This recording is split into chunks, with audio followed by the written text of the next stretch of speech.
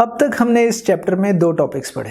पहले हमने देखा कि रिवर्सिबल एंड इरिवर्सिबल रिएक्शंस क्या होते हैं, फिर हमने देखा केमिकल इक्विलिब्रियम क्या होती है। इस टॉपिक में हम अपने डिस्कशन को और आगे लेके जाते हैं। अगेन वहीं से स्टार्ट करते हैं कि हमने दो रिएक्टेंट्स लिए ए एंड बी, उन्होंने प्रोडक्ट्स बनाई सी एंड डी। अब अगर हम A and B and C and D की कंसंट्रेशन बताना चाहते हैं तो वो कैसे बताएं? उसके लिए हम स्क्वायर ब्रैकेट्स यूज़ करते हैं, यानी ए की जो कंसंट्रेशन है वो स्क्वायर ब्रैकेट ए में लिखेंगे, बी की जो कंसंट्रेशन है वो स्क्वायर ब्रैकेट बी में लिखेंगे, इसी तरह सी एंड डी की भी स्क्वायर ब्रैकेट्स में कंसंट्रेशंस लिखेंगे।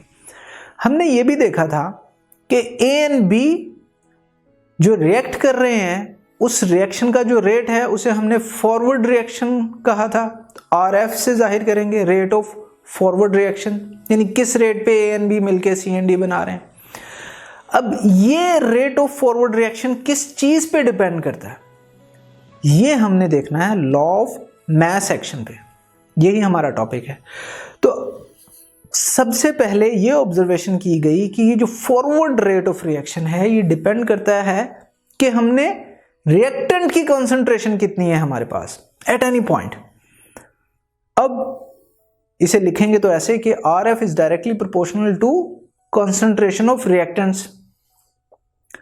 अब अगर इसी को हमने डिफाइन करना है तो कैसे डिफाइन करेंगे कि जो रेट ऑफ फॉरवर्ड रिएक्शन है ये डिपेंड करता है एक्टिव मैसेज की प्रोडक्ट पे, यानी एक्टिव मैसेज को मल्टीप्लाई कर दें।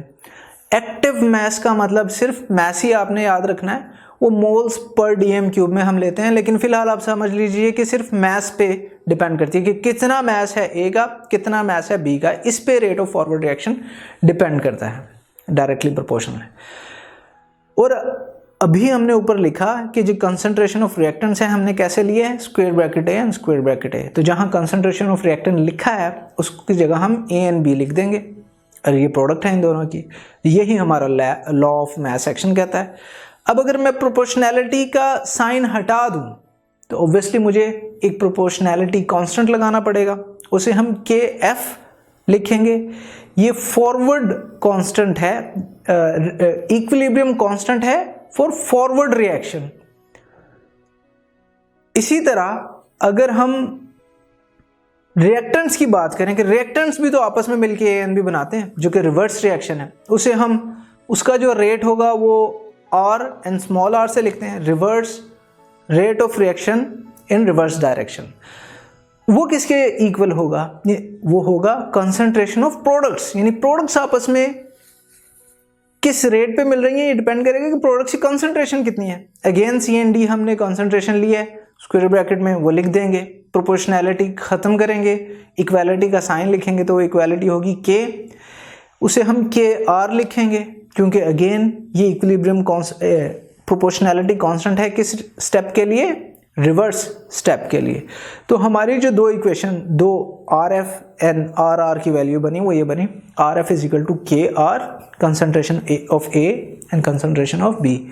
सिमिलरली आर आर यानी rate of reverse reaction is equal to K R C and D.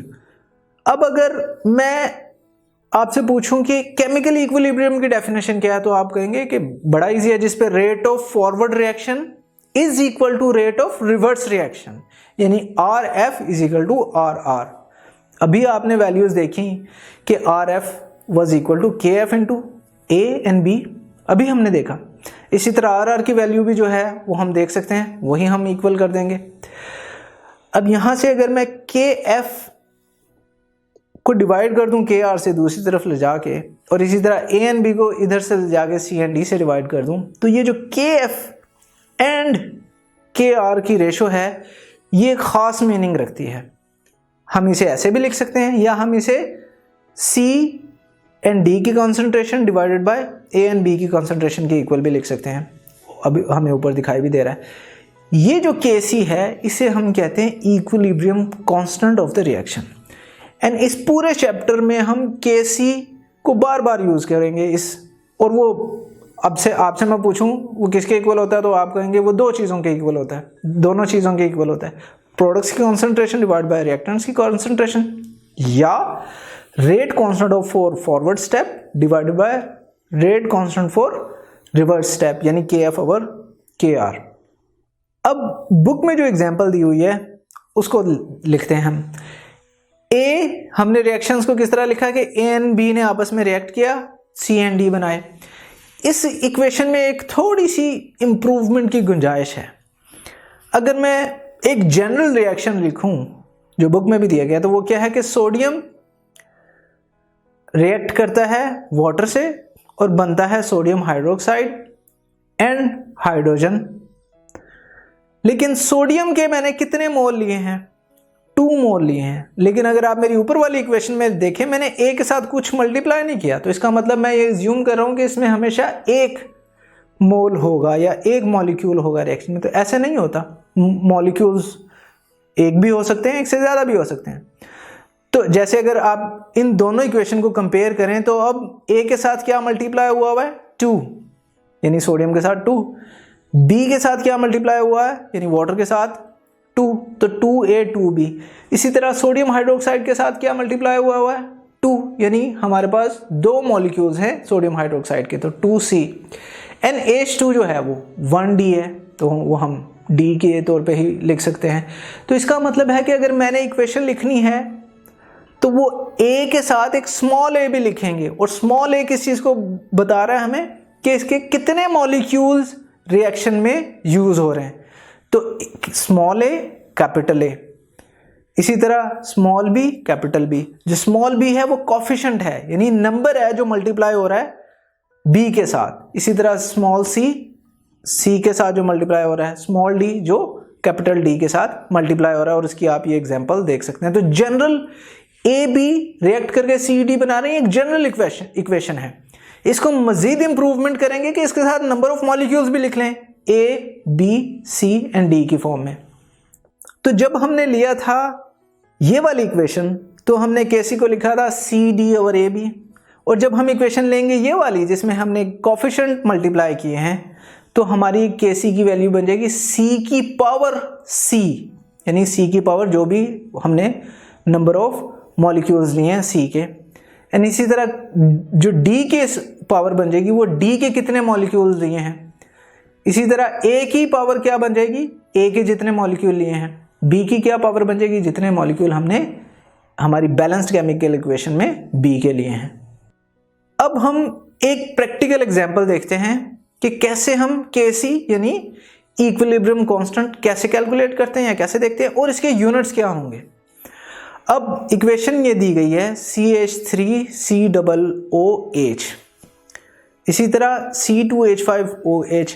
अब सेकेंड ईयर केमिस्ट्री में जाके आप देखेंगे कि ये CH3COOH जो है वो हमारे पास क्या चीज़ है? एसिटिक एसिड है। एंड C2H5OH जो है वो एथेनॉल है। बट फिलहाल हम यहाँ नाम नहीं यूज़ करते, इसको सिंप्लीफाइड फॉर्म में लिखते हैं।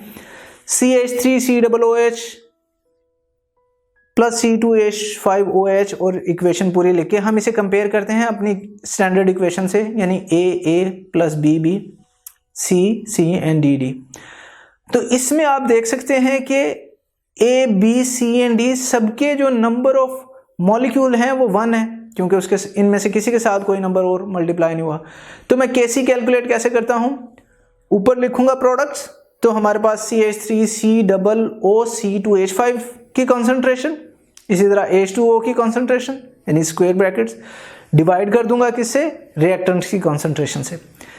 अब हमने लॉ ऑफ मास एक्शन में देखा था, जो एक्टिव डेफिनेशन में देखा, जो एक्टिव मास होता है उसका सिर्फ मतलब ये है मोल्स पर dm क्यूब, यानी 1 लीटर में हमने कितने मोल लिए हैं, ये हमारी कॉन्सेंट्रेशन का यूनिट होगा जिसे हम एक्टिव मास कहेंगे। तो CH3COOC2H5 की concentration moles per dm cube, इसी तरह H2O की concentration moles per dm cube, divide कर देंगे अगेन दोनों प्रोडक्ट्स रिएक्टेंट्स की कॉन्सेंट्रेशन से, वो भी इसी में है। तो ये सारे यूनिट एक दूसरे से कैंसिल हो जाएंगे, जो हमें KC का यूनिट मिलेगा वो कोई भी नहीं होगा, नो यूनिट होगा। तो आपने याद रखना है कि अगर हमारी एक केमिकल इक्वेशन ऐसी है जिसमें नंबर ऑफ रिएक्टेंट्स इक्वल है नंबर ऑफ प्रोडक्ट्स के, तो Kc का कोई यूनिट नहीं होगा। अब हम एक ऐसी एग्जांपल भी देख लेते हैं जिसके number of molecules reactant and product में इक्वल ना हो। वो क्या है, एक मॉलिक्यूल लेते हैं नाइट्रोजन का, नाइट्रोजन गैस का यानी N2 का, 3 मॉलिक्यूल्स लेते हैं हाइड्रोजन के यानी 3H2। रिएक्शन होता है और इक्विलिब्रियम पे हमारे पास जो बनते हैं वो 2NH3 बनते हैं यानी अमोनिया।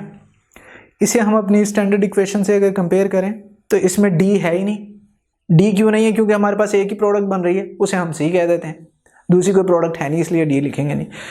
तो A क्या है, स्मॉल a क्या है, हमारी इक्वेशन को कंपेयर कीजिए 1, एंड स्मॉल b यानी कि जो सेकंड रिएक्टेंट है उसके साथ क्या नंबर मल्टीप्लाई हो रहा है, जिसे हमने स्मॉल b से जाहिर किया, यानी हाइड्रोजन H2 के साथ क्या नंबर है 3, तो कैपिटल B के साथ हम 3 लिख देंगे।